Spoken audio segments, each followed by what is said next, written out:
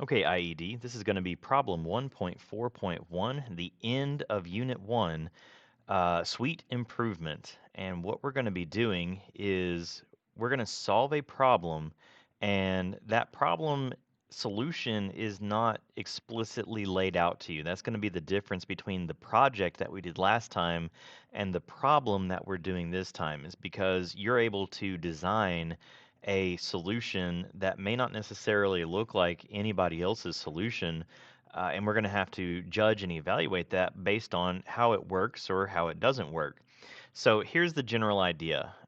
There's a couple of goals that's going to tell us that we're going to use a design process. We're going to be using CAD software like we've been doing for a long time to be able to document the design. And we're going to use standard engineering practices. We're going to demonstrate independent thinking and self-direction. And we're also going to learn a little bit of communication as well too. This is going to be a group-heavy project. So we're going to go ahead and figure out kind of what's going on here. There's a company called Cupcake Party, and it's known throughout the state for their specialty individual baked goods. So treats such as mini tarts, standard frosted cupcakes, and jumbo muffins are ordered in large quantities for a variety of events. Muffins and cupcakes are individually packaged for shipping and distribution, while tarts are packaged in groups of two. The head baker has been using three different types of packaging for three different treat offerings. However, when customers place orders for combination of treats, the baker often has a difficult time packaging the items for shipping in an efficient way. So you got to think about this. If they're packaging like one package for every muffin, then, and this is like the big guy, this is the muffin right here. If they're doing one box for each one of those, that's a lot of boxes. And if you're dealing with the cupcake, which is, a little bit smaller but still really kind of tall, that's also a lot. But also this part up here is very, very soft. So what ends up happening is they've also gotten noticeable problems in the packaging. Here's a few reviews, and you can read the reviews down here. When we have the company meeting, I'm going to make a mock company meeting for us, and we'll go through these in the company meeting, but you can read over them yourself if you want to right here. There are a lot of negative reviews, and they essentially say that this packaging is terrible. All of the stuff ends up being ruined, and there's no real point in buying from them if they're just going to get a bunch of messed up cupcakes whenever you're done. So it's going to be our job to try to develop smart and efficient packaging that can, handle a whole lot of different things. And whenever we talk about um, the constraints on it, we'll go into a little bit more detail about that. So what we're going to do though, and what I really want to focus on right now, is the general setup of making a project group. And the way that we're going to try to do this is going by this kind of stair step method right here. The first thing that you're going to have to do is you're going to have to initiate the group. And what that means is we're going to define the project scope. We're going to find out, what are the constraints on our system. If there are there packaging constraints, the mail is a fickle thing. We may be able to only handle a certain size of packaging. How would they want these things set up? There's a lot of constraints that we need to try to help determine within ourselves, because if we try to start off with everything, we'll just make a whole bunch of different crazy things. So we need to kind of limit our options and limit our opportunities. We need to determine a deadline. We need to gather our resources, and we need to set a budget for the materials in and of themselves. Also, really important is to develop and approve a project charter.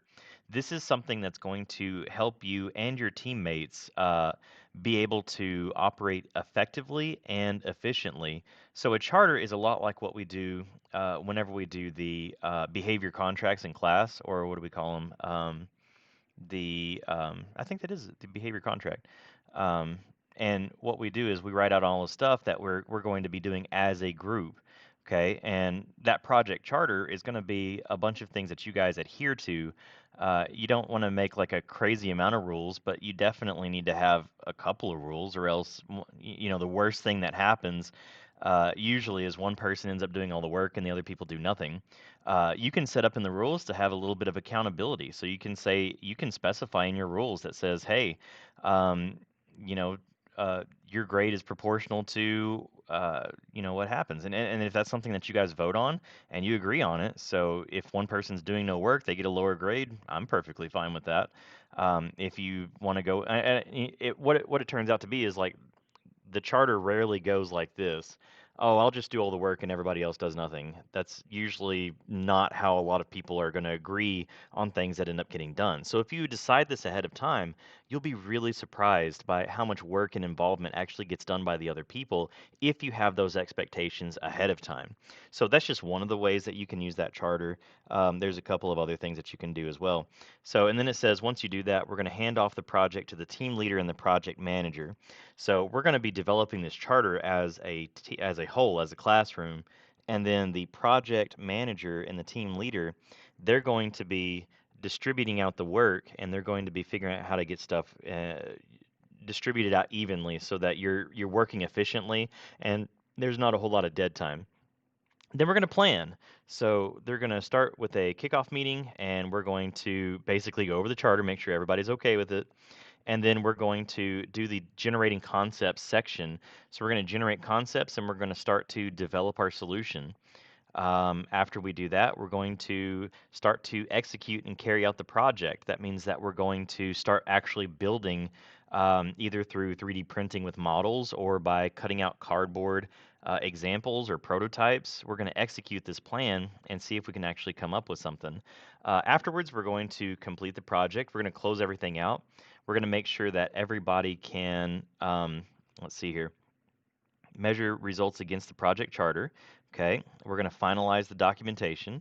Then we're going to present the results and solutions to stakeholders, and then we're going to reflect on our work. So that means that we're going to have to make a presentation to be able to present our results, and we're going to see which one they like the best, which ones they don't like, and we're going to compare them to each other. We're going to judge and evaluate. So this is the general idea of the plan that we're going to be making for this suite improvement project, and it should be a lot of fun. We should have a lot of different ideas being generated. You guys have a lot of skills in CAD that you haven't had beforehand. So when we first started these projects, you were just limited to using regular, like, popsicle sticks and tape and regular craft supplies. But now that you know CAD, you have a whole new realm of 3D printing available to you to kind of help you guys out. And uh, hopefully, it's going to be exciting to see what you guys come up with. So I look forward to it. I'm going to have some specific videos on the initiate, the plan, the execute, and the close, and to basically give you guys an idea of what I'm grading on. And we'll see what happens. I'll talk at you guys later.